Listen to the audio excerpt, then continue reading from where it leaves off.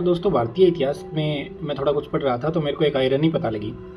जैसे मान लीजिए अगर मैं आपसे कहूँ कि अब किसी आदमी से कहा जाए कि वो बिल्कुल अपने बेटे पे गया है, तो कितनी नॉनसेंस, कितनी इलॉजिकल बात लगेगी कि कोई आदमी अपने बेटे पे गया है। जबकि अगर कोई ऐसे कहे कि कोई किसी के बारे में कहे कि बिल्कुल अपने पिता पे गया है, तो वो एकदम सही बात लगेगी।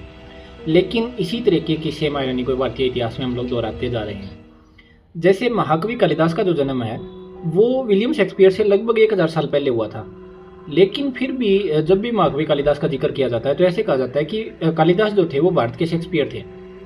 तो इस तरीके से क्या जिसका जन्म पहले हुआ है, जिसका टाइम पीरियड पहले रहा है, क्या उसके बारे में ऐसा कहा जा सकता है कि वो बाद वाले पे गया है या उसमें बाद वाले के गुण हैं।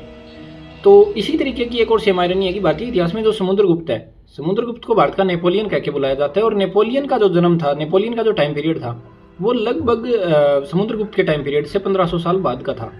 लेकिन फिर भी समुद्रगुप्त को भारत का नेपोलियन कह के बुलाते हैं। तो ये आयरनी ठीक ठीक वैसी है जैसे किसी आदमी को कहा जाए कि आप बिल्कुल अपने बेटे पे गए हैं। तो आप लोगों का क्या मानना है इस बारे में, आप लोग कमेंट सेक्शन में बता सकते हैं। और मुझे लगा कि आप लोगों के साथ शेयर करना चाहिए, कितनी अजीब बात है ये भी, और इसीलिए आज का ये वीडियो बनाया था।